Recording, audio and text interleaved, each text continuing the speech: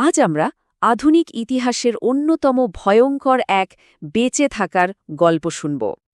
ভাবুন তো একবার, ৩৬ জন মানুষ প্রায় ২ বছর মানে ৫৭২ দিন পৃথিবীর সবচাইতে দুর্গম, সবচাইতে শীতল এক কোণায় আটকে আছে।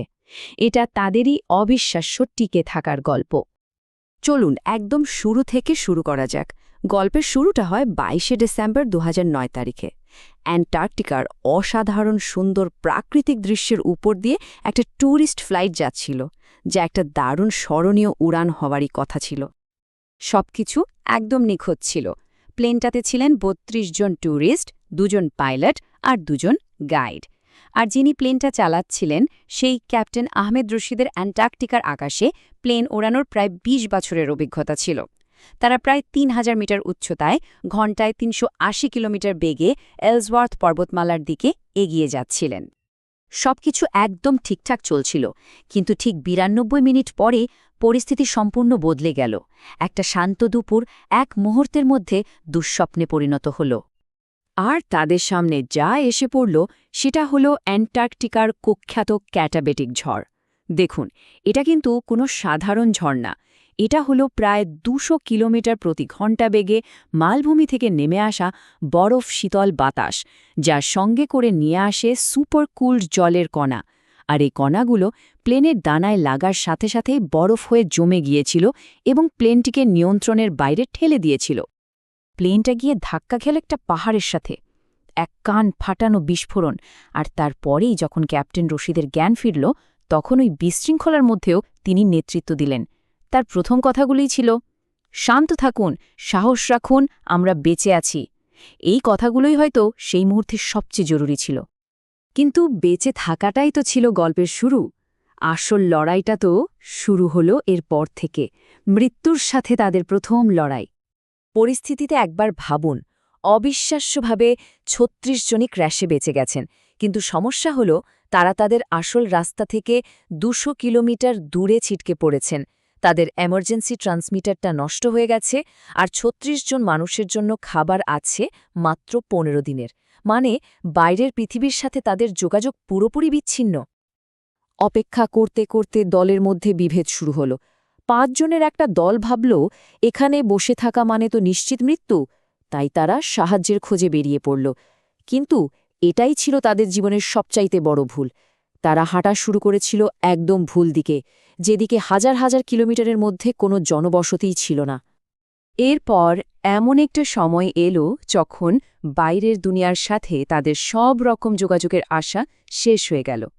ঠিক সেই মুহূর্ত যখন তাদের সব আশা মরে গেল। বিপর্যয়গুলো যেন একের পর এক আসছিল। ২০ দিনের মাথায় মারা গেলেন প্রথম যাত্রী। আর ঠিক তখনই তাদের খোঁজার জন্য যে অফিসিয়াল সার্চ মিশন চলছিল সেটাও বন্ধ করে দেয়া হলো। ২৫ দিনের মধ্যে সব খাবার শেষ।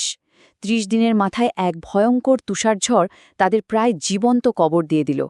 আর ১৫০ দিনের মাথায় শুরু হলো অ্যান্টার্কটিকার সেই কুখ্যাত ৬ মাসের অন্ধকার রাত। আর সবচাইতে মর্মান্তিক ব্যাপার কি জানেন?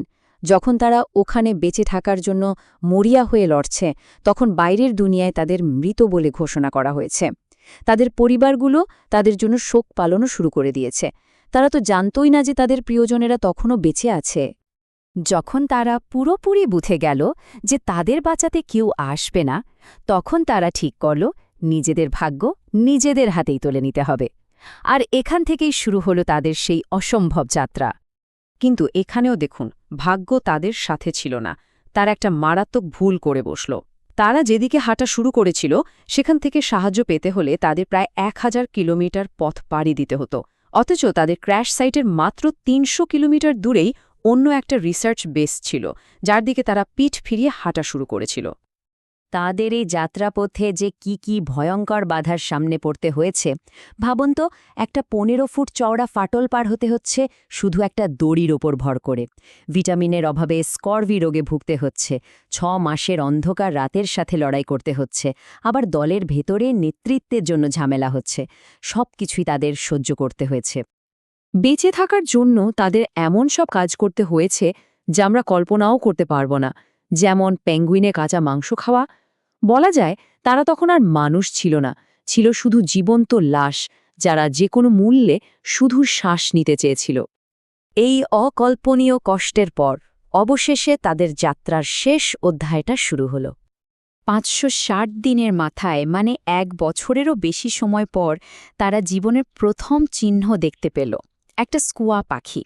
এটা একটা সংকেত ছিল যে তারা হয়তো সমুদ্রের কাছাকাছি চলে এসেছে এবং মুক্তি আর বেশি দূরে নয়। আশার একটা মৃতপ্রায় আলো যেন আবার জ্বলে উঠল। শুরুটা হয়েছিল ৩৬ জন মানুষকে নিয়ে। তারা টিকে ছিল অবিশ্বাস্য ৫৭২ দিন। কিন্তু শেষে আর্জেন্টিনার একটা রিসার্চ বেস এসপেরানজাতে যারা পৌঁছাতে পেরেছিল তাদের সংখ্যা ছিল মাত্র ১৩। ৩৬ জনের মধ্যে ২৩ জনই এই ভয়ঙ্কর যাত্রাপথে হারিয়ে গিয়েছিল।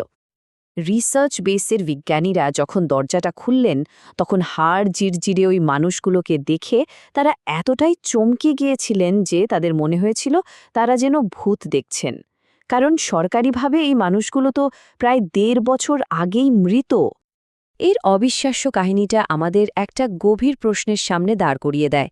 যখন সব আশা শেষ হয়ে যায়, চরম হতাশার মুহূর্তে ঠিক কোন জিনিসটা মানুষকে বেঁচে থাকার অদম্য ইচ্ছা যোগায়? মানুষের ইচ্ছাশক্তির সীমা আসলে কোথায়?